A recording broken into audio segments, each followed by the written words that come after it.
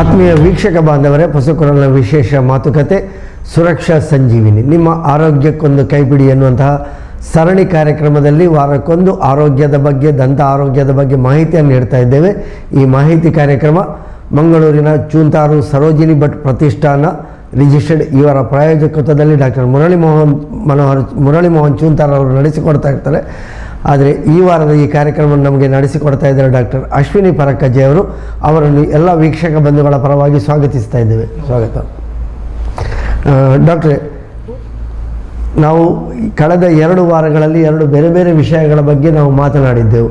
ಒಂದು ಭಯ ವೈದ್ಯರ ಬಗ್ಗೆ, ಮತ್ತೊಂದು ನಮ್ಮ ದವಡೆಯ ಸಂದಿನ ಸಮಸ್ಯೆಗಳು, ಹೀಗೆ ಬೇರೆ ಬೇರೆ ವಿಷಯಗಳನ್ನು ನಾವು ಮಾತಾಡ್ತಾ ಇದ್ದೇವೆ.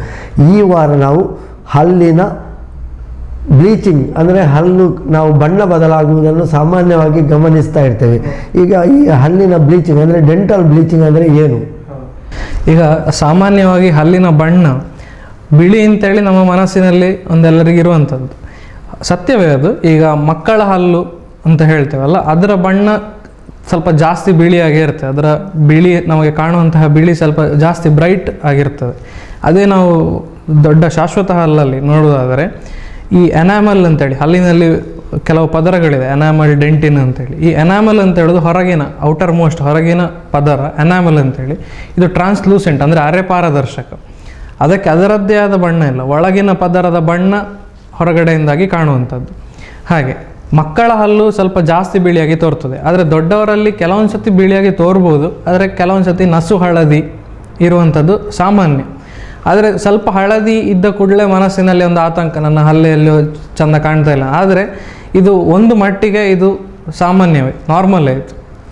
ಹಾಗೆ ಹಲ್ಲಿನ ಬಣ್ಣ ಬದಲಾಗಲಿಕ್ಕೆ ಹಲವಾರು ಕಾರಣ ಇದೆ. ಹಾಗೆ ಈ ಹಲ್ಲಿನ ಬಣ್ಣ ಯಾವಾಗ ಬದಲಾಗಿದೆಯೋ, ಅಂದರೆ ಸೌಂದರ್ಯಕ್ಕೆ ಏನೋ ಒಂದು ಕುತ್ತು ತರ್ತೆ ಅಂತೇಳಿ ಅನಿಸ್ತದೆಯೋ, ಹಾಗಾದಾಗ ಈ ದಂತವೈದ್ಯರಲ್ಲಿ ಒಂದು ಇರೋ ಪರಿಹಾರ ಅಂದರೆ ಡೆಂಟಲ್ ಬ್ಲೀಚಿಂಗ್ ಅಂತೇಳಿ. ಇದೊಂದು ಸೌಂದರ್ಯ ವರ್ಧಕ ಚಿಕಿತ್ಸೆ, ಅಂದರೆ ಕಾಸ್ಮೆಟಿಕ್ ಟ್ರೀಟ್ಮೆಂಟ್. ಅಂದರೆ ನಾವು ಮುಖಕ್ಕೆ ಫೇಶಿಯಲ್ ಮಾಡಿಸಿಕೊಂಡ ಹಾಗೆ, ಬ್ಲೀಚಿಂಗ್ ಮಾಡಿಸಿಕೊಂಡ ಹಾಗೆ, ಅಂದರೆ ಒಮ್ಮೆಗೆ ಮುಖ ಬೆಳುಪು ಆಗ್ತದೆ. ಹಾಗಾದ ಕಾರಣ ಇದೊಂದು ಸೌಂದರ್ಯ ವರ್ಧಕ ಚಿಕಿತ್ಸೆ. ಹಲ್ಲಿನ ಬಣ್ಣವನ್ನು ಸ್ವಲ್ಪ ಬಿಳುಪಾಗಿಸ್ಲಿಕ್ಕೆ, ಅಥವಾ ಹಲ್ಲಿನ ಬಣ್ಣ ಡಾರ್ಕ್ ಇದೆ ಅಂತ ಹೇಳಿದರೆ, ಡಾರ್ಕ್ ಶೇಡ್ ಇದ್ದರೆ ಸ್ವಲ್ಪ ಲೈಟರ್ ಶೇಡಿಗೆ ತರಲಿಕ್ಕೆ ಮಾಡುವಂತಹ ಒಂದು ಪ್ರಯತ್ನ. ಈಗ ಈ ಹಲ್ಲಿನ ಬಣ್ಣ ಬದಲಾಗುವುದಂತ ಹೇಳ್ತೇವೆ. ಸಾಮಾನ್ಯವಾಗಿ ಮಕ್ಕಳು ಹಲ್ಲನ್ನು ನಾವು ನೋಡಿದಾಗ, ಹೆತ್ತವರು ನೋಡಿದಾಗ ಹಳದಿ ಆಗಿದೆ ಹೇಳ್ತೇವೆ, ಈ ಸರಿ ಕೂಲ್ದಕ್ಕೂ ಜನ ಅಂತ ಹೇಳಿಕೊಂಡು ಹಲ್ಲು ಉಜ್ಜುದಿಲ್ವ ನೀನು ಸರಿಯಾಗಿ ಅಂತ ಹೇಳಿ ಬೈತೇವೆ. ಇದಕ್ಕೆ ಕಾರಣ ಏನು? ಹಲ್ಲಿನ ಬಣ್ಣ ಬದಲಾಗುವುದಕ್ಕೆ ಏನು ಕಾರಣ? ಹೌದು, ಇದಕ್ಕೆ ಹಲವಾರು ಕಾರಣ ಇದೆ. ಈಗ ಇಂಟ್ರಿನ್ಸಿಕ್ ಅಂತೇಳಿ ಮತ್ತು ಎಕ್ಸ್ಟ್ರಿನ್ಸಿಕ್ ಅಂತೇಳಿ. ಇಂಟ್ರಿನ್ಸಿಕ್ ಅಂದರೆ ಹಲ್ಲಿನ ಒಳಗೆ, ಹಲ್ಲಿನ ಬೆಳವಣಿಗೆ ಸಮಯದಲ್ಲಿ ಆದ ತೊಂದರೆಗಳಿಂದ ಬರುವಂತಹ ಬಣ್ಣದ ತೊಂದರೆಗೆ ಇಂಟ್ರಿನ್ಸಿಕ್ ಕಾರಣ ಅಂತ ಹೇಳ್ತೇವೆ. ಎಕ್ಸ್ಟ್ರಿನ್ಸಿಕ್ ಅಂತ ಹೇಳಿದರೆ ಬಾಹ್ಯ ಕಾರಣಗಳಿಂದ. ಈಗ ನೀವು ಹೇಳಿದಾಗ ಮಕ್ಕಳಲ್ಲಿ ಹಲ್ಲು ಹಳದಿಯಾಗಿದೆ, ನೀನು ಸರಿ ಹಲ್ಲುಜ್ಜು ಇಲ್ಲ ಅಂತ ಬೈತೇವೆ, ನಾವು ಬೈತೇವೆ ಮಕ್ಕಳಿಗೆ. ಅಂದರೆ ಅದು ಕೂಡ ಒಂದು ಕಾರಣವೇ. ಯಾಕೆಂತ ಹೇಳಿದರೆ ಹಲ್ಲನ್ನು ಸರಿಯಾಗಿ ಇದರಲ್ಲಿ ಕ್ಲೀನ್ ಮಾಡಿ ಇಟ್ಕೊಳ್ಳೋದಿದ್ದಾಗ ಏನಾಗ್ತದೆ ಅಂತ ಹೇಳಿದರೆ ಒಂದು ಲೇಯರ್ ಥರ ಫಾರ್ಮ್ ಆಗ್ತದೆ. ಅದು ಅದರ ಬಣ್ಣದಿಂದಾಗಿ ಕೂಡ ಹಲ್ಲಿನ ಬಣ್ಣ ಸ್ವಲ್ಪ ಹಳದಿಯಾಗಿ ಕಾಣುವಂಥದ್ದು, ಅಥವಾ ಕೆಲವೊಂದು ಸತಿ ಸ್ವಲ್ಪ ಕಪ್ಪಾಗಿ ಕಾಣುವಂಥದ್ದು, ಈ ಥರದ್ದು ಸಾಧ್ಯತೆ ಇದೆ. ಇದು ಒಂದು ಬಾಹ್ಯ ಕಾರಣ. ಇನ್ನು ಬಾಹ್ಯ ಕಾರಣ, ಬೇರೆ ಕಾರಣಗಳನ್ನು ನೋಡ್ತಾ ಹೋದರೆ, ಈಗ ತಂಬಾಕು, ದೊಡ್ಡವರಲ್ಲಿ, ಈಗ ತಂಬಾಕು ಜಗಿಯೋರಲ್ಲಿ ಅಥವಾ ಸ್ಮೋಕಿಂಗ್ ಮಾಡೋರಲ್ಲಿ, ಹಲ್ಲು ಎಲೆ ಅಡಿಕೆ ತಿನ್ನುವವರಲ್ಲಿ ಹಲ್ಲು ಸಾಮಾನ್ಯವಾಗಿ ತುಂಬ ಕಂದು ಬಣ್ಣಕ್ಕೆ ತಿರುಗಿರ್ತದೆ ಅಥವಾ ಕಪ್ಪು ಬಣ್ಣಕ್ಕೆ ತಿರುಗಿರ್ತದೆ. ಇದೆಲ್ಲ ಬಾಹ್ಯ ಕಾರಣಗಳಿಂದ, ಈ ತಂಬಾಕು ಇದರ ಕಾರಣದಿಂದಾಗಿ ಹಲ್ಲಿನ ಮೇಲೆ ಈ ಥರ ಬಣ್ಣ ಬದಲಾಗುವಂಥದ್ದು. ಇಷ್ಟೇ ಅಲ್ಲ, ಮತ್ತು ಇನ್ನು ಕೆಲವೊಂದು ಸತಿ ಹಲ್ಲಿಗೆ ಏಟು ಬಿದ್ದಾಗ, ಏನಾದರೂ ಈಗ ನಾವು ಬಿದ್ದು ತಾಗಿರ್ಬೋದು, ಅದು ಸ್ವಲ್ಪ ಸಮಯ ಆದ ನಂತರ ಏನಾಗ್ತದೆ ಅಂತ ಹೇಳಿದರೆ, ಹಲ್ಲಿನ ಒಳಗೆ ಈ ಮೊದಲು ಬಿದ್ದ ಏಟಿನ ಪರಿಣಾಮದಿಂದಾಗಿ ಹಲ್ಲಿನ ಒಳಗಿರುವ ಜೀವಸತ್ವ ಪಲ್ಪ್ ಅಂತ ಹೇಳೋದ್ರಲ್ಲಿ ಇರುತ್ತೆ. ಅದು ಯಾವಾಗ ನಶಿಸಿ ಅದು ಒಂಥರ ಹಲ್ಲು ಒಳಗೆ ಸತ್ತಿದೆ ಅಂತಲೇ ಹೇಳ್ಬೋದು. ಇನ್ನೊಂದು ಸಾಮಾನ್ಯವಾಗಿ ನಾನು ಹೇಳಬೇಕು ಅಂತಿದ್ರೆ, ಹಾಗೆ ಆದಾಗ ಕೂಡ ಹಲ್ಲಿನ ಬಣ್ಣ ಬದಲಾಗ್ತದೆ. ಈಗ ಏಟು ಯಾವತ್ತೋ ಬಿದ್ದಿರ್ಬೋದು ಕೆಲವೊಂದು ಸತಿ, ಹಾಗೆ ಒಂದು 2 ವರ್ಷ ಆಗ ಏನು ಹಲ್ಲು ಫ್ರ್ಯಾಕ್ಚರ್ ಆಗಿರಲಿಕ್ಕಿಲ್ಲ, ಅಥವಾ ಏನೇ ತೊಂದರೆ ಆಗಿರಲಿಕ್ಕಿಲ್ಲ, ಚಿಕಿತ್ಸೆ ಏನೋ ಮಾಡಿಸಿರ್ಲಿಕ್ಕಿಲ್ಲ, ಏನೋ ಕೂಡ ಅಲ್ಲಿಗೆ ಅದೊಂದು ಬಿದ್ದಿದೆ, ಅವತ್ತೊಂದು ಏಟಾಗಿದೆ. ಇದು ಮರೆತು ಹೋಗಿರುವ ಸಾಧ್ಯತೆ ಕೂಡ ಇದೆ, ಯಾವಾಗ ಆದದ್ದು ಅಂತೇಳಿ. ಸ್ವಲ್ಪ ವರ್ಷಗಳ ನಂತರ ಅದು ಏಟು ಒಳಗೆ ತಗುಲಿದ್ದು ಅವತ್ತಾಗಿರೋದು ಇವಾಗ ಹಲ್ಲಿನ ಬಣ್ಣ ಕ್ರಮೇಣವಾಗಿ ಏನು ಯಾವುದೇ ರೀತಿಯಾದ ಅಭ್ಯಾಸಗಳಿಲ್ಲ, ಹಲ್ಲು ಶುಚಿಯಾಗಿ ಇಟ್ಕೊಳ್ತಿದ್ದಾರೆ, ಆದರೂ ಕೂಡ ಹಲ್ಲಿನ ಬಣ್ಣ ಕೆಲವೊಂದು ಸತಿ ಈ ಥರ ಬದಲಾಗ್ತಾ ಇದೆ ಅಂತ ಹೇಳಿದರೆ, ಸ್ವಲ್ಪ ಕಂದು ಬಣ್ಣಕ್ಕೆ ಸ್ವಲ್ಪ ಪಿಂಕಿಶ್ ಆಗಿ ಬದಲಾಗ್ತಾ ಇದೆ ಅಂತೇಳಿ ಏಟು ಬಿದ್ದು ಕೂಡ ಆಗುವಂಥದ್ದು. ಇದೆಲ್ಲ ಬಾಹ್ಯ ಕಾರಣಗಳು. ಇನ್ನೂ ಕೂಡ ಕೆಲವೊಂದು ಕಾರಣಗಳು ಹೇಳ್ತಾ ಇದ್ರೆ, ಈಗ ಫ್ಲೋರೋಸಿಸ್ ಅಂತೇಳಿ, ನೀರಿನಲ್ಲಿ ಫ್ಲೋರಿನ್ ಅಂಶ ಇರಬೇಕು, ಇರುವುದು ಒಳ್ಳೆಯದೇ, ಆದರೆ ಅದು ಜಾಸ್ತಿ ಇದ್ರೂ ಕೂಡ ತೊಂದರೆ. ಒಂಥರ ಅದು ಡಬಲ್ ಎಜ್ ಸ್ವಾರ್ಡ್ ಅಂತ ಹೇಳ್ಬೋದು. ಆ ಕಡೆ ಜಾಸ್ತಿ ಆದರೂ ತೊಂದರೆ, ಕಡಿಮೆ ಆದರೂ ತೊಂದರೆ. ಅತಿ ಆದರೆ ಅಮೃತ ವಿಷ ಅಂತ ನಾವು ಸಾಮಾನ್ಯ ಭಾಷೆಯಲ್ಲಿ ಹೇಳ್ತೇವೆ. ಹಾಗೆ ಈ ಫ್ಲೋರಿನ್ ಇರುವುದರಿಂದ, ಅದು ಹಲ್ಲಿನ ಇದಕ್ಕೆ ಇರುವುದರಿಂದ ಹಲ್ಲಿನ ಅಂಶಕ್ಕೆ ಹಲ್ಲಿನ ಅಂಶಕ್ಕೆ ಅದು ಸೇರಿಕೊಂಡಾಗ ಏನಾಗ್ತದೆ ಅಂತ ಹೇಳಿದ್ರೆ, ಅದು ಈ ಹಲ್ಲು ಕ್ಷಯ ಆಗೋದನ್ನು ಕಡಿಮೆ ಮಾಡ್ತದೆ. ಆದರೆ ಅದರ ಕಂಟೆಂಟ್ ಜಾಸ್ತಿ ಇದ್ದರೆ ಅದು ಈ ಥರ ಫ್ಲೋರೋಸಿಸ್ ಅಂತೇಳಿ ಹಲ್ಲಿನ ಮೇಲೆ ಒಂದು ಬಿಳಿ ಅಥವಾ ಕಂದು ಬಣ್ಣದ ಕಲೆಯಾಗಿ ಪರಿಣಮಿಸ್ತದೆ. ಅದು ಯಾವಾಗ ಆಗೋದು ಅಂತ ಹೇಳಿದರೆ, ಈಗ ಹಲ್ಲಿನ ಬೆಳವಣಿಗೆ ಆಗುವ ಸಮಯದಲ್ಲಿ, ಮಗುವಿನ ಹಲ್ಲಿನ ಬೆಳವಣಿಗೆ ಸಮಯದಲ್ಲಿ ಯಾವಾಗ ಈ ಥರ ಫ್ಲೋರಿನ್ ಜಾಸ್ತಿ ಇರುವಂತಹ ಪ್ರದೇಶಗಳಲ್ಲಿ ಅವರಿದ್ದರೆ, ಈಗ ನಮ್ಮ ಕರ್ನಾಟಕ ರಾಜ್ಯದಲ್ಲಿ ಹೇಳ್ತಿದ್ರೆ ತುಮಕೂರು ಸೈಡ್ನಲ್ಲಿ ಶಿರಾ ಅಥವಾ ಕೆಲವೊಂದು ನಾರ್ತ್ ಕರ್ನಾಟಕದ ಜಾಗಗಳು, ಮತ್ತು ಕೆಲವೊಂದು ತಮಿಳುನಾಡು, ಆಂಧ್ರ ಪ್ರದೇಶ, ಕೆಲವೊಂದು ಪ್ರದೇಶಗಳಿದೆ ಅಲ್ಲಿನ ಭೂಮಿಯ ನೀರಲ್ಲೇ ಈ ಫ್ಲೋರಿನ್ ಕಂಟೆಂಟ್ ಜಾಸ್ತಿ ಇದೆ. ಆ fluorine content 1 parts per million ಅಂತ ಹೇಳ್ತೇವೆ, 1 ppm ಅಂತ. ಅಷ್ಟು ಕಂಟೆಂಟ್ ಮಾತ್ರ ಇರಬೇಕು ಒಳ್ಳೆ ಉಪಯುಕ್ತ ಆಗಲಿಕ್ಕೆ. ಅದಕ್ಕಿಂತ ಜಾಸ್ತಿ ಅದು ನೀರಿನಲ್ಲಿ ಇದೆ ಅಂತೇಳಿ ಆದರೆ ಅದು ತೊಂದರೆ ಕೊಡುತ್ತೆ ಈ ಥರ. ಆಗ ಹಲ್ಲಿನ ಬಣ್ಣ ಬದಲಾಗುವ. ಅದು ಎಷ್ಟರ ಮಟ್ಟಿಗೆ ಕೆಲವೊಂದು ಸತಿ ತುಂಬ ಜೋರಾದರೆ ಹಲ್ಲಿನ ರಚನೆಗೆ ಅದು ತೊಂದರೆ ಕೊಡ್ಬೋದು. ಆ ಥರ ಒಂದು ತೊಂದರೆ. ಮತ್ತು ಇನ್ನೂ ಕೆಲವೊಂದು ಇಂಟ್ರಿನ್ಸಿಕ್ ಕಾರಣಗಳು ಅಂತ, ಈ ಥರ ಬೆಳವಣಿಗೆಯಲ್ಲಿ ಆಗುವಂಥ ತೊಂದರೆ. ಈಗ ಗರ್ಭಿಣಿ ಇರುವ ಸಮಯದಲ್ಲಿ ಟೆಟ್ರಾಸೈಕ್ಲಿನ್ ಅಂತೇಳಿ ಒಂದು ಮಾತ್ರೆ ಇದೆ. ಇದೊಂದು ಆ್ಯಂಟಿಬಯೋಟಿಕ್. ಇದು ಕೆಲವೊಂದು ರೋಗಗಳಿಗೆ ಕೆಲವೊಂದು ಸತಿ ನೀಡಬೇಕಾಗ್ತದೆ. ಇದು ಗರ್ಭಿಣಿ ಇರುವವರಲ್ಲಿ ಇದನ್ನು ಕೊಟ್ಟರೆ ಅದು ಮಗುವಿನ ಮೂಳೆ ಮತ್ತು ಹಲ್ಲಿನ ಬೆಳವಣಿಗೆಯಲ್ಲಿ ಸ್ವಲ್ಪ ಅಡ್ಡ ಪರಿಣಾಮಗಳನ್ನು ಬೀರ್ತದೆ. ಅದರಿಂದ ಕೂಡ ಹಲ್ಲಿನ ಬಣ್ಣ ಬದಲಾಗುವುದು. ಹೀಗೆ ಹಲವಾರು ಕಾರಣಗಳಿಂದ ಹಲ್ಲಿನ ಬಣ್ಣ ಬದಲಾಗುವ ಸಾಧ್ಯತೆ ಇರುತ್ತೆ. ಆತ್ಮೀಯ ವೀಕ್ಷಕ ಬಾಂಧವರೇ, ಪುಸ್ತಕಗಳ ವಿಶೇಷ ಮಾತುಕತೆ ಸುರಕ್ಷಾ ಸಂಜೀವಿನಿ, ನಿಮ್ಮ ಆರೋಗ್ಯಕ್ಕೊಂದು ಕೈಪಿಡಿ ಸರಣಿ ಕಾರ್ಯಕ್ರಮದಲ್ಲಿ ಈ ವಾರ ನಮಗೆ ಡಾಕ್ಟರ್ ಅಶ್ವಿನಿ ಪರೇಕಜ್ಜಿಯವರು ಈಗಾಗಲೇ ಡೆಂಟಲ್ ಬ್ಲೀಚಿಂಗಿನ ಬಗ್ಗೆ ಮಾಹಿತಿಯನ್ನು ಕೊಡ್ತಾ ಇದ್ದಾರೆ.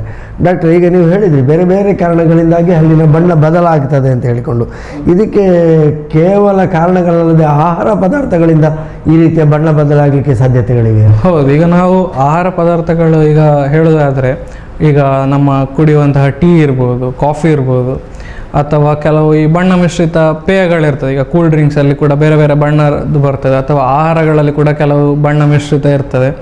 ಹಾಗೆ ಇದರಿಂದ ಕೂಡ ಈ ಫುಡ್ ಅಡಿಟಿವ್ಸಿಂದ ಕೂಡ ಕೆಲವೊಂದು ಸತಿ ಹಲ್ಲಿನ ಬಣ್ಣ ಬದಲಾಗ್ಬೋದು. ಆದರೆ ಇದನ್ನು ನಾವು ಸರಿಯಾಗಿ ಶುಚಿತ್ವವನ್ನು ಇಟ್ಕೊಂಡ್ರೆ ಇದು ಸಾಧಾರಣವಾಗಿ ಕ್ಲೀನ್ ಆಗ್ತದೆ. ಆದರೂ ಕೆಲವೊಂದು ಸತಿ ಬರುವಂಥ ಕಾಫಿ, ಟೀ ಅಥವಾ ಇಂತಹ ಕೆಲವು ಬರುವಂತಹ ಕಲೆಗಳು ಕೆಲವೊಂದು ಸತಿ ಹೋಗೋದಿಲ್ಲ. ಆವಾಗ ನಾವು ಸ್ಕೇಲಿಂಗ್ ಅಂತೇಳಿ ಒಂದು ಚಿಕಿತ್ಸೆ ಮಾಡ್ತೇವೆ.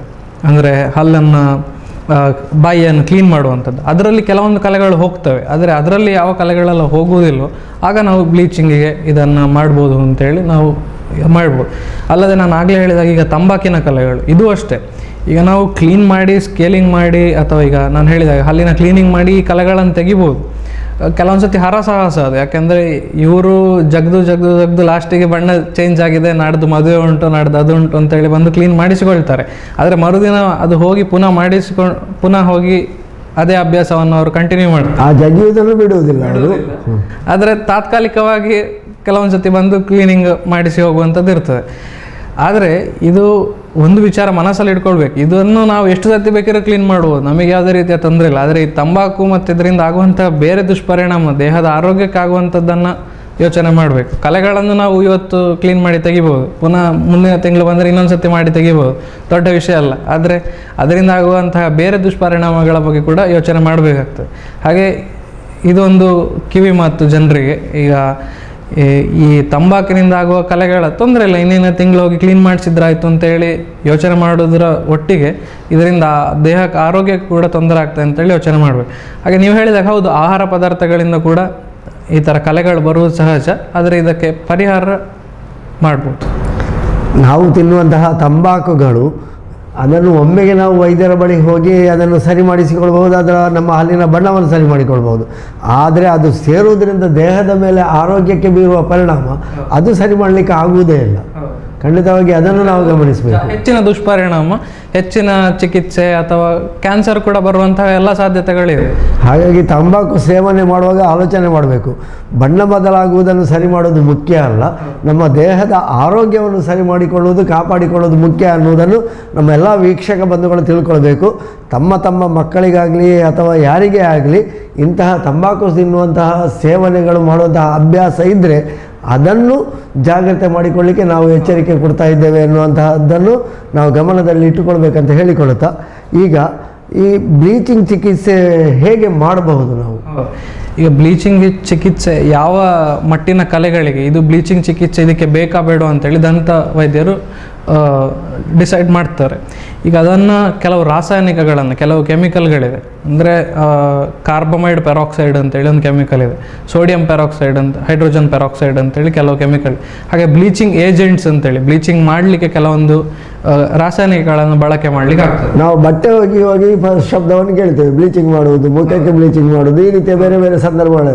ಹಲ್ಲಿಗೆ ಹೇಗೆ ಬ್ಲೀಚಿಂಗ್? ಅದೇ, ಈಗ ಮಾಡಲಿಕ್ಕೆ ಬೇರೆ ಬೇರೆ ರೀತಿಯಾದ ವಿಧಗಳಿವೆ. ಹಲ್ಲಿಗೆ ಜೀವ ಇದೆಯಾ ಇಲ್ವಾ ಅಂತ, ವೈಟಲ್ ಟೂತ್ ಅಂತ ಹೇಳ್ತೇವೆ, ಅದಕ್ಕೆ ಬೇರೆ ರೀತಿಯಾದ ಮೆಥಡ್ ಇದೆ. ನಾನ್ ವೈಟಲ್ ಟೂತ್ ಅಂತ, ಜೀವ ಕಳೆದುಕೊಂಡಿರುವ ಹಲ್ಲಿಗೆ ಬೇರೆ ರೀತಿಯಲ್ಲಿ ಮಾಡಬೇಕಾಗ್ತದೆ.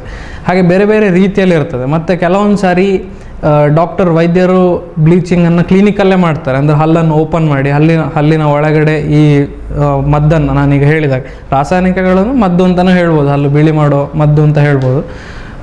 ಹಾಗೆ ಅದನ್ನು ಹಲ್ಲಿನ ಒಳಗೆ ಇರಿಸಿ ಮತ್ತು ಅದನ್ನು ಆ್ಯಕ್ಟಿವೇಟ್ ಮಾಡೋದು ಅಂತಿದೆ. ಬೇರೆ ಬೇರೆ ರೀತಿಯಲ್ಲಿ ಆ್ಯಕ್ಟಿವೇಟ್ ಮಾಡ್ಬೋದು. ಲೇಸರ್ಗಳನ್ನು ಬಳಸಿ ಕೂಡ ಇತ್ತೀಚೆಗೆ ಬ್ಲೀಚಿಂಗ್ ಮಾಡಲಿಕ್ಕೆ ಆಗ್ತದೆ.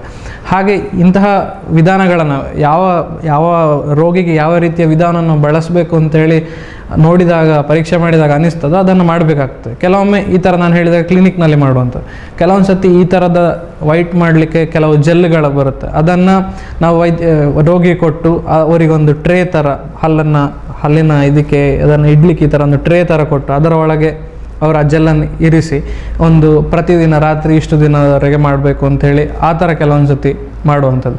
ಇದು ಬ್ಲೀಚಿಂಗ್ ಚಿಕಿತ್ಸೆ ಸಾಧಾರಣವಾಗಿ ಒಂದೇ ಅಪಾಯಿಂಟ್ಮೆಂಟಲ್ಲಿ ಆಗುವಂಥದ್ದಲ್ಲ, ಮಲ್ಟಿಪಲ್ ಅಪಾಯಿಂಟ್ಮೆಂಟ್ಸ್ ಬೇಕಾಗ್ತದೆ. ಯಾಕೆಂದರೆ ಕಲರ್ ಒಮ್ಮೆಗೆ ಚೇಂಜ್ ಆಗೋದಿಲ್ಲ, ಕ್ರಮೇಣ ಸ್ವಲ್ಪ ಸಮಯದಲ್ಲಿ ಚೂರೇ ಲೈಟ್ ಆಗ್ತಾ ಹೋಗ್ತದೆ. ಹಾಗೆ ಕೆಲವೊಂದು 2-3 ಅಪಾಯಿಂಟ್ಮೆಂಟ್ಸು ಕೆಲವೊಂದು ಸತಿ ಬೇಕಾಗ್ಬೋದು. ಅಥವಾ ರೋಗಿಗೆ ನೀನು ಮನೆಯಲ್ಲೇ ಹೋಗಿ ಮಾಡಿಕೊಳ್ಬೋದಂತಹ ವಿಧಾನ ಅವರಿಗೆ ಹೇಳುವಂತಹ ಪ್ರಮೇಯ ಇದ್ದರೆ ಅದಕ್ಕೆ ಕೂಡ ಒಂದು ಬೇರೆ ರೀತಿಯ ವಿಧಾನ ಇರ್ತದೆ. ಹಾಗೆ ಈ ಥರದನ್ನು ಬಳಸಿ ಬೇರೆ ಬೇರೆ ರೀತಿಯಲ್ಲಿ ಚಿಕಿತ್ಸೆ ಮಾಡುವಂಥದ್ದು.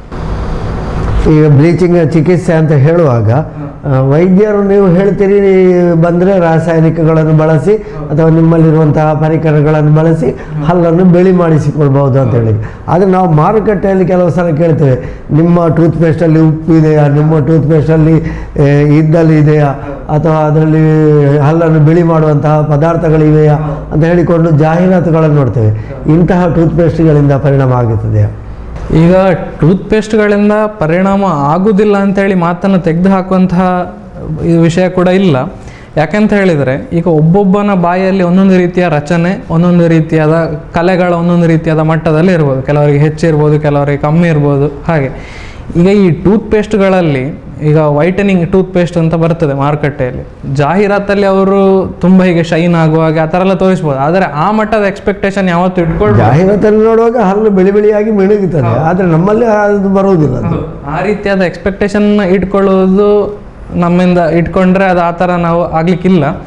ಆದರೆ ಇಂತಹ ವೈಟನಿಂಗ್ ಟೂತ್ಪೇಸ್ಟ್ ಅಂತ ಹೇಳಿ ಅವರು ಕೊಡುವಂಥದ್ರಲ್ಲಿ ನಾನು ಹೇಳಿದೆ, ಈಗ ಕೆಲವು ಕೆಮಿಕಲ್ಗಳು ಅಂತ ಹೇಳ್ತೇವಲ್ಲ, ಅದರ ಕಾನ್ಸಂಟ್ರೇಷನ್ ಸ್ವಲ್ಪ ಕಮ್ಮಿ ಇರ್ತದೆ. ಈಗ ನಾವು ಟ್ರೀಟ್ಮೆಂಟಿಗೆ ಇಲ್ಲಿ ಬಳಸುವಾಗ ಅದನ್ನು ಹೆಚ್ಚಿನ ಪ್ರಮಾಣದಲ್ಲಿ ಬಳಸ್ತೇವೆ, ಯಾಕೆಂದರೆ ಅದು ಟ್ರೀಟ್ಮೆಂಟಿಗೆ ಬಳಸುವಂಥದ್ದು. ಇದು ನಿತ್ಯ ಬಳಕೆಗೆ ಕೊಡುವಾಗ ಅದರ ಪ್ರಮಾಣವನ್ನು ಸ್ವಲ್ಪ ಕಡಿಮೆ ಪ್ರಮಾಣದಲ್ಲಿ ಅದರಲ್ಲಿ ಇರ್ತದೆ. ಯಾಕೆಂದರೆ ಅವರಿಗೆ ರೆಗ್ಯುಲೇಷನ್ಸ್ ಹಾಗೆ ಇರ್ತದೆ, ಅದನ್ನು ಅವರು ಒಂದು ಮಟ್ಟಕ್ಕಿಂತ ಜಾಸ್ತಿ ಬಳಸಬಾರದು ಅಂತೇಳಿ. ಹಾಗೆ ಕೆಲವೊಂದು ಸತಿ ಕಲೆಗಳು ಜಾಸ್ತಿ ಇದ್ದರೆ ಬರೀ ಈ ಟೂತ್ಪೇಸ್ಟ್ ಬಳಸಿ ಕಮ್ಮಿ ಆಗಲಿಕ್ಕಿಲ್ಲ, ಅಥವಾ ಟೂತ್ಪೇಸ್ಟ್ ಬಳಸಿ ಹೆಚ್ಚಿನ ಪ್ರೆಷರ್ ಹಾಕಿ ತಿಕ್ಕಿದ್ರೆ, ಈಗ ನೆಲ ಒರೆಸುವಾಗೆ ಹಲ್ಲನ್ನು ಉಜ್ಜಿದ್ರೆ ಕೂಡ ಬಣ್ಣ ಬದಲಾಗಲಿಕ್ಕಿಲ್ಲ.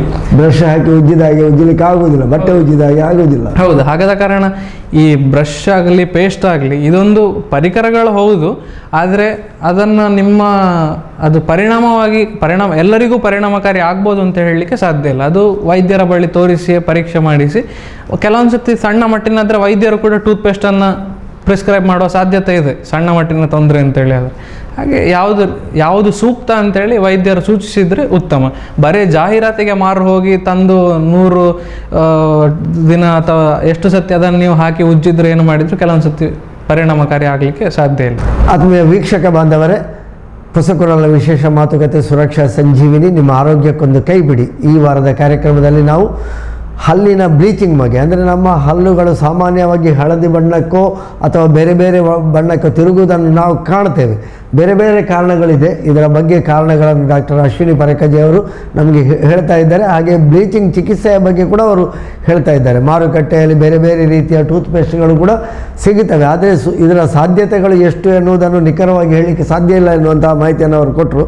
ಈಗ ಡಾಕ್ಟ್ರೇ, ಈಗ ನಾನು ಹೇಳೋದು, ಈ ರೀತಿಯ ಬ್ಲೀಚಿಂಗ್ ಮಾಡಿಸುವುದರಿಂದ ನಮ್ಮ ದೇಹಕ್ಕೆ ಅಥವಾ ಹಲ್ಲಿಗೆ ಅಡ್ಡ ಪರಿಣಾಮಗಳೇನಾದರೂ ಇವೆ?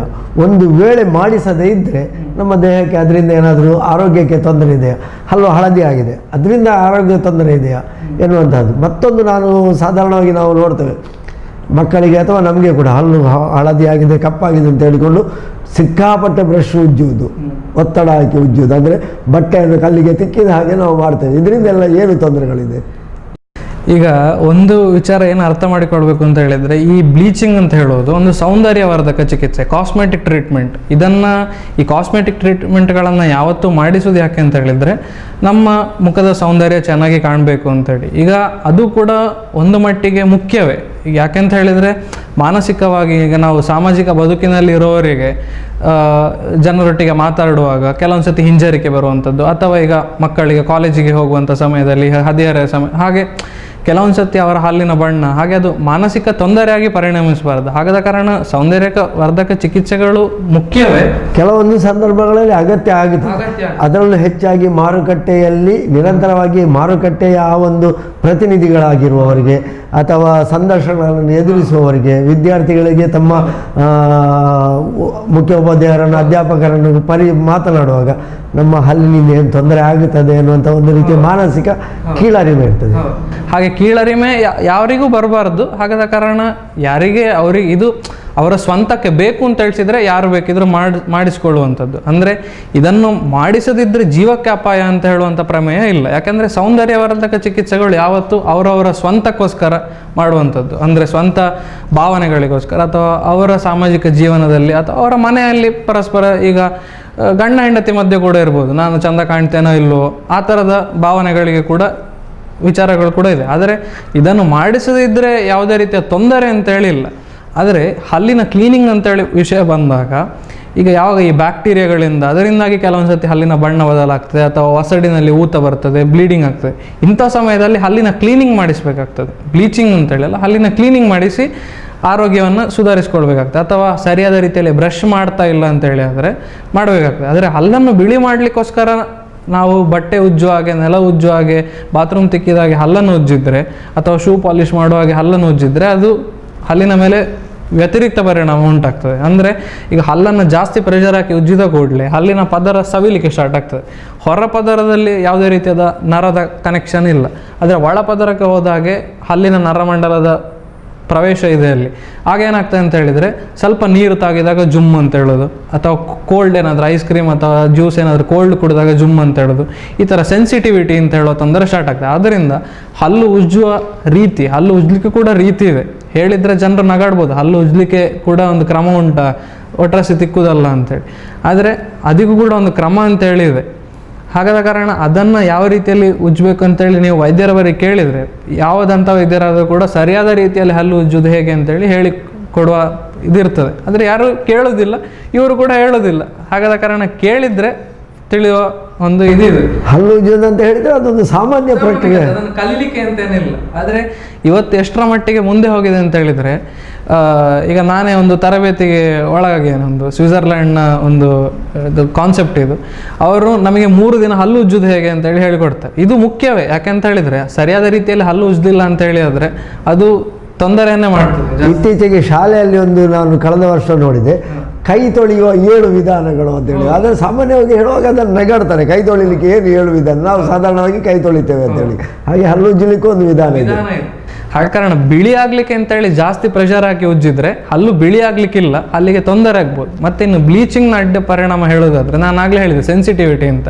ಈ ಕೆಲವೊಂದು ರಾಸಾಯನಿಕಗಳನ್ನು ಬಳಸುವ ಕಾರಣ ಮತ್ತು ಕೆಲವೊಂದು ಸತಿ ಅಂತೂ ಈ ಟ್ರೀಟ್ಮೆಂಟಿನ ಇದರಿಂದ ಅಡ್ಡ ಪರಿಣಾಮವಾಗಿ ಸೆನ್ಸಿಟಿವಿಟಿ ಅಂತ ಹಲ್ಲು ಜುಮ್ ಅನ್ಸೋದು, ಇದು ಸ್ವಲ್ಪ ತಾತ್ಕಾಲಿಕವಾಗಿ ಆಗುವ ಸಾಧ್ಯತೆ ಇರ್ತದೆ. ಮತ್ತು ಹಾಗೆ ಬೇರೆ ಯಾವುದೇ ರೀತಿಯಾದ ಒಂದು ಜೀವಕ್ಕೆ ಹಾನಿಯಾಗುವಂಥ ಯಾವುದೇ ರೀತಿಯಾದ ಅಡ್ಡ ಪರಿಣಾಮಗಳಿಲ್ಲ. ಮತ್ತು ಚಿಕಿತ್ಸೆ ಕೂಡ ಅಷ್ಟೇ, ಅವರವರ ಸ್ವಂತಕ್ಕೆ ಬೇಕು ಅಂತೇಳಿ ಆದರೆ ಸೌಂದರ್ಯವರ್ಧಕ ಚಿಕಿತ್ಸೆಗಳನ್ನು ಯಾರು ಬೇಕಿದ್ರು ಮಾಡಿಸ್ಕೊಳ್ಬೋದು. ಆದರೆ ಇದು ಗರ್ಭ ಆ ಪರಿಸ್ಥಿತಿಯಲ್ಲಿ ಪ್ರೆಗ್ನೆಂಟ್ ಆಗಿರುವವರಿಗೆ ಆದಷ್ಟು ಇದು ಸೌಂದರ್ಯವರ್ಧಕ ಆದ ಕಾರಣ ಅವರ ಹೆರಿಗೆ ನಂತರ ಮಾಡಿಸ್ಕೊಳ್ಳೋದಿಲ್ಲ, ಆವಾಗಲೇ ಗಡಿಬಿಡಿ ಮಾಡಿಸ್ಕೊಳ್ಬೇಕು ಅಂತಿಲ್ಲ. ಯಾಕೆಂದರೆ ಈ ರಾಸಾಯನಿಕಗಳಿಂದ ಏನಾದರೂ ತೊಂದರೆ ಆಗ್ತದೆ ಅಂತ ಹೇಳೋದು ಇದುವರೆಗೆ ಪ್ರೂವ್ ಆಗಿಲ್ಲ. ಆದರೆ ರಿಸ್ಕ್ ತಗೊಳ್ಳೋ ಬದಲು ಮತ್ತೆ ಮಾಡಿಸೋದು ಒಳ್ಳೆಯದು.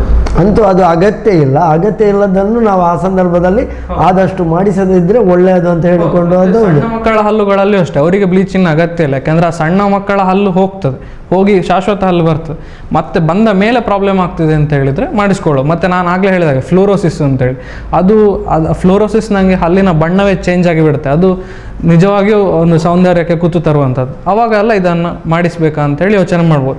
ಈಗ ಬ್ಲೀಚಿಂಗ್ ಒಂದೇ ಅಲ್ಲ, ನಮ್ಮ ದಂತಶಾಸ್ತ್ರದಲ್ಲಿ ಹಲ್ಲನ್ನು ಚಂದ ಮಾಡಿ ಕಾಣುವಂತಹ ಕಾಸ್ಮೆಟಿಕ್ ಟ್ರೀಟ್ಮೆಂಟ್ಗಳು ಹಲವಾರಿದೆ. ಇದು ಒಂದು ಟ್ರೀಟ್ಮೆಂಟ್ ಅಷ್ಟೇ. ಅಂತೂ ನಮಗೆ ಅಗತ್ಯ ಇದ್ದಾಗ ಇದನ್ನು ಮಾಡಿಸಿಕೊಳ್ಬಹುದು ಹೊರತು ಪದೇ ಇದನ್ನು ಮಾಡಿಸುವುದರಿಂದ ನಮಗೆ ಕೆಲವು ಅಡ್ಡ ಪರಿಣಾಮಗಳಾಗುವ ಸಾಧ್ಯತೆಗಳಿವೆ. ಆದಷ್ಟು ನಮ್ಮ ಸೌಂದರ್ಯಕ್ಕಾಗಿ ಅಗತ್ಯ ಬಿದ್ದಾಗ ಇದನ್ನು ಮಾಡಿಸಿಕೊಳ್ಬೋದು ಅಂತ ಹೇಳಿಕೊಳ್ತಾ, ಈಗ ಬ್ಲೀಚಿಂಗ್ ಅಂತ ಹೇಳಿದರೆ ಹಲ್ಲು ಬಿಳಿ ಆಗುವುದು ಅಂತ ಹೇಳಿ, ಒಂದು ವೇಳೆ ಹಲ್ಲು ಬಿಳಿಯಾದದ್ದು ಇದು ಶಾಶ್ವತವೇ ಅಂತ ಕೇಳ್ಬೋದು. ನಾನು ಒಂದು ಸಲ ಹೋಗಿ ಮಾಡಿಕೊಂಡ್ರೆ ಮತ್ತೆ ನನ್ನ ಹಲ್ಲು ಬಿಳಿಯೇ ಇರ್ತದ? ಒಂದು ವೇಳೆ ಇದಕ್ಕೆ ತಗೊಳ್ಳುವ ವೆಚ್ಚ ಹೇಗೆ? ಇದು ಈ ಬ್ಲೀಚಿಂಗ್ ಅಂತ ಹೇಳೋ ಟ್ರೀಟ್ಮೆಂಟ್ ಇದು ಶಾಶ್ವತ ಪರಿಹಾರ ಅಲ್ಲ. ಅಂದರೆ ಇದು ಒಂದ್ಸತಿ ಮಾಡಿಕೊಂಡ್ರೆ ನೀವು ಸಾಧಾರಣ 6 ತಿಂಗಳಿಗೊಮ್ಮೆ 1 ವರ್ಷಕ್ಕೊಮ್ಮೆ ಹೋಗಿ ತೋರಿಸ್ಕೊಳ್ತಾ ಇರ್ಬೋದು. ಕೆಲವೊಂದು ಸತಿ ಅದು ಶೇಡ್ ಸ್ವಲ್ಪ ಬದಲಾಗ್ತಾ ಇರ್ಬೋದು. ಹಾಗೆ ಒಂದು ವೇಳೆ ನಿಮಗೆ ಮತ್ತೆ ಪುನಃ ಬೇಕು ಅಂತ ಹೇಳಿದ್ರೆ ಕೆಲವೊಂದು ಸತಿ ಮಾಡಿಸ್ಕೊಳ್ಬೇಕಾಗ್ಬೋದು ಮತ್ತೆ. ಆದರೆ ಒಂದು ವಿಷಯ ಏನಂತ ಹೇಳಿದ್ರೆ ಶಾಶ್ವತ ಪರಿಹಾರ ಅಲ್ಲ. ಒಂದು ಸತಿ ಮಾಡಿಸಿದ ಬಣ್ಣ ಇದೇ ರೀತಿ ಲೈಫ್ ಲಾಂಗ್ ಇರ್ತದೆ ಅಂತ ಹೇಳಿ ಅಲ್ಲ, ಅದು ಬದಲಾಗ್ತದೆ, ಸ್ವಲ್ಪ ಖಂಡಿತವಾಗಿ ನಾವು ಗೋಡೆಗೆ ಪೇಂಟ್ ಹೊಡೆದಾಗಿ ಕಾಲಕ್ಕೆ ಧೂಳು ಹಿಡಿದು ಅದು ಕಪ್ಪಾಗಿ ಆಗ್ತದೆ ಖಂಡಿತವಾಗಿ. ಹಾಗೆ ಮತ್ತೆ ಕೆಲವೊಂದು ಸತಿ ಮಾಡಬೇಕಾಗದ ಪರಿಸ್ಥಿತಿ. ಮತ್ತು ವೆಚ್ಚ ಅಂತೇಳಿ ಬಂದರೆ ಇದು ಮಲ್ಟಿಪಲ್ ಅಪಾಯಿಂಟ್ಮೆಂಟ್ಸಲ್ಲಿ ಮಾಡುವಂಥದ್ದು, ಒಂದೇ ಅಪಾಯಿಂಟ್ಮೆಂಟಲ್ಲಿ ಆಗುವಂಥದ್ದು ಅಲ್ಲ. ಹಾಗೆ ಸಾಧಾರಣವಾಗಿ ಹಂತವಾಗಿ ಇಲ್ಲಿನ ಪರಿಸ್ಥಿತಿ ಹೇಳ್ತಿದ್ರೆ 5,000 ರಿಂದ 15,000 ಸಾವಿರವರೆಗೆ ಖರ್ಚು ತಗಲ್ಬಹುದು. ಅದು ಒಬ್ಬೊಬ್ಬರ ಚಿಕಿತ್ಸಾ ರೀತಿಯಲ್ಲಿ ಬದಲಾಗ್ತದೆ. ಅವರವರ ಹಲ್ಲಿನ ಬಣ್ಣಕ್ಕೆ ಒಳಪಟ್ಟು ಈ ಚಿಕಿತ್ಸಾ ವೆಚ್ಚ ವ್ಯತ್ಯಾಸ ಆಗುತ್ತದೆ. ಈಗ ಕೊನೆಯದಾಗಿ ನಾನು ಕೇಳೋದು, ಬ್ಲೀಚಿಂಗ್ ಅಂತ ಹೇಳಿ ನಾವು ಮಾಡಿಸಿಕೊಳ್ತೇವೆ, ಯಾಕೆಂದರೆ ನಮಗೆ ಚೆಂದ ಕಾಣಬೇಕು. ಎಲ್ಲರಿಗೂ ಒಂದು ಆಸೆ, ನಾನು ಎಷ್ಟು ಚೆಂದ ಕಂಡರೂ ಸಾಕಾಗುವುದಿಲ್ಲ. ಅದರಲ್ಲೂ ಹುಡುಗಿಯರಿಗಂತೂ ಕನ್ನಡಿ ಎದುರಲ್ಲಿ ನಿಂತರೆ ಅವರಿಗೆ ಮತ್ತೆ ಹೇಳಲಿಕ್ಕೆ ಮನಸ್ಸು ಬರೋದು ತುಂಬ ಕಡಿಮೆ. ಹುಡುಗಿಯರು ಹೊರಡೋದನ್ನೇ ಹಾಗೆ ಹೇಳ್ತಾರೆ, ಮದುವೆಗೆ ಹೊರಟ ಹಾಗೆ ಅಂತ ಹೇಳಿಕೊಂಡು ಒಂದು ಹುಡುಗಿಯರಿಗೆ ನಾವು ವರ್ಣನೆ ಮಾಡ್ತೇವೆ. ಒಂದು ವೇಳೆ ಬ್ಲೀಚಿಂಗ್ ಮಾಡಿಸಿದ ನಂತರ ಈ ಹಲ್ಲು ಹೀಗೆ ಇರಬೇಕಿದ್ರೆ ನಾವು ಹೇಗೆ ಇದನ್ನು ಕಾಪಾಡಿಕೊಳ್ಬೇಕು? ಈಗ ಬ್ಲೀಚಿಂಗ್ ಮಾಡಿಸ್ಕೊಳ್ಳೋದಾಯಿತು, ಮಾಡಿಸಿದ ಮೇಲೆ ಅದನ್ನು ಹೇಗೆ ಕಾಪಾಡ್ಕೊಳ್ಬೇಕು ಅಂತೇಳಿ. ಈಗ ನಾನು ಆಗಲೇ ಹೇಳಿದ ಹಾಗೆ ಇವತ್ತು ನಾವು ಕ್ಲೀನಿಂಗ್ ಮಾಡಿ ಕಳಿಸ್ಬೋದು, ಸ್ಮೋಕ್ ಮಾಡೋನು, ಮರುದಿನ ಪುನಃ ಮಾಡಿದರೆ ಪುನಃ 1 ತಿಂಗಳಲ್ಲಿ ಕಲೆ ಬರ್ತದೆ. ಹಾಗೆ ಕಾಪಾಡಿಕೊಳ್ಳಿಕ್ಕೆ ಈಗ ಬ್ಲೀಚಿಂಗ್ ಮಾಡಿದ ನಂತರ ಕೂಡ ಈಗ ನಾವು ಒಳಗಿನ ಕಾರಣಗಳನ್ನು ನಮ್ಮ ಕಂಟ್ರೋಲಲ್ಲಿಲ್ಲ, ಬಾಹ್ಯ ಕಾರಣಗಳು ನಮ್ಮ ನಿಯಂತ್ರಣದಲ್ಲಿದೆ. ಈಗ ನಾವು ಕುಡಿಯುವ ಆಹಾರಗಳ ಏನೇ ಆಗಿರ್ಬೋದು, ಕುಡಿಲೇಬಾರ್ದು ಅಂತ ನಾನು ಹೇಳೋದಿಲ್ಲ. ಅಂದರೆ ಚಹಾ ಕಾಫಿ ಈ ಥರದನ್ನು ಕುಡಿಲೇಬಾರ್ದು ಅಂತಲ್ಲ, ದಿನಕ್ಕೆ 1-2 ಬಾರಿ ನಾವು ಕುಡಿತೇವೆ. ಆದರೆ ಕುಡಿದ ಮೇಲೆ ಬಾಯಿಯನ್ನು ಶುಚಿಯಾಗಿ ಇಟ್ಕೊಳ್ಳುವಂಥದ್ದು, ಅಥವಾ ಸರಿಯಾಗಿ ರೀತಿಯಲ್ಲಿ ಬ್ರಷ್ ಮಾಡುವಂಥದ್ದು, ಅಥವಾ ಇಂತಹ ಕೆಟ್ಟ ಚಟಗಳಿಗೆ ಮಾರು ಹೋಗದೇ ಇರುವಂಥದ್ದು. ಅಂತೂ ಮೇಂಟೆನೆನ್ಸ್ ಅಂತ ಹೇಳೋದು, ಡಾಕ್ಟ್ರು 90% ಮಾಡಿದರೂ ಕೂಡ 10% ರೋಗಿಯ ಕೈಯಲ್ಲಿ ಇರ್ತದೆ. ಮೇಂಟೆನೆನ್ಸ್ ಯಾವ ರೀತಿ ಅವರವರ ಬಾಯಿಯ ಶುಚಿತ್ವವನ್ನು ಮೇಂಟೈನ್ ಮಾಡ್ತಾರೆ ಅಂತ ಹೇಳೋದು, ಅಥವಾ ಈ ಥರ ಸ್ವಲ್ಪ ಬಣ್ಣ ನೀಡುವಂಥದ್ದು, ಈಗ ಚಹಾ ಆಗಲಿ ಕಾಫಿ ಆಗಲಿ ಮುಂತಾದವುಗಳ ಸೇವನೆ, ತಂಬಾಕುಗಳ ಸೇವನೆ ಎಲ್ಲ ನಿಯಂತ್ರಣದಲ್ಲಿದ್ದರೆ ಬಹುಶಃ ಇದನ್ನು ಸ್ವಲ್ಪ ದಿನ ಅಂದರೆ ಯಾವ ರೀತಿಯಲ್ಲಿ ಮೇಂಟೈನ್ ಆಗಬೇಕು ಆ ರೀತಿಯಲ್ಲಿ ಮೇಂಟೈನ್ ಮಾಡಿಕೊಂಡು ಹೋಗ್ಬೋದು. ಹಾಗೆ ಮೇಂಟೆನೆನ್ಸ್ ವಿಷಯ ರೋಗಿಯ ಕೈಯಲ್ಲಿ ಕೂಡ ಇದೆ. ಆತ್ಮೀಯ ವೀಕ್ಷಕ ಬಾಂಧವರೇ, ನಮ್ಮ ಹಲ್ಲುಗಳು ಸುಂದರವಾಗಿ ಕಾಣಬೇಕು ಹಾಗಂತ ಹೇಳಿಕೊಂಡು ನಮ್ಮ ಹಲ್ಲುಗಳು ಹಳದಿ ಆಗ್ತಾ ಇದೆ ಅಥವಾ ಬಣ್ಣಗಳು ಬದಲಾಗ್ತಾ ಇದೆ ಅಂತ ಹೇಳಿದ ಕೂಡಲೇ ಅದು ನಮ್ಮ ಆರೋಗ್ಯಕ್ಕೇನು ತೊಂದರೆ ಆಗುವುದಿಲ್ಲ ಎನ್ನುವಂತಹ ಮಾಹಿತಿಯನ್ನು ಡಾಕ್ಟರ್ ಅಶ್ವಿನಿ ಪರಕಜೆಯವರು ಕೊಟ್ಟರು. ನಮಗೆ ಸುಂದರವಾಗಿ ಕಾಣಬೇಕನ್ನುವಂತಹ ಆಸೆ ಇದ್ದಾಗ ಅದನ್ನು ಬ್ಲೀಚಿಂಗ್ ಮಾಡಿಸಿಕೊಳ್ಬೇಕು. ಬ್ಲೀಚಿಂಗ್ ಮಾಡಿಸಿಕೊಂಡದನ್ನು ಕಾಪಾಡಿಕೊಳ್ಳೋದು ಕೂಡ ನಮ್ಮ ಕೈಯಲ್ಲೇ ಇದೆ ಅನ್ನುವಂತಹ ಮಾತನ್ನು ಕೊಟ್ಟರು. ನಾವು ಒಮ್ಮೆಗೆ ಹೋಗಿ ಬ್ಲೀಚಿಂಗ್ ಮಾಡಿಸಿಕೊಂಡ್ರೆ ಅದು ನಮಗೆ ಶಾಶ್ವತ ಪರಿಹಾರ ಅಲ್ಲ. ಕಾಲಕಾಲಕ್ಕೆ ಬೇಕಿದ್ರೆ ಅದನ್ನು ಮಾಡಿಸಿಕೊಳ್ಬೋದು. ಅಂತೂ ನಮ್ಮ ಹಲ್ಲನ್ನು ಸುರಕ್ಷವಾಗಿ ಕಾಪಾಡಿಕೊಳ್ಳುವುದು ಅದು ನಮ್ಮ ಕೈಯಲ್ಲಿದೆ.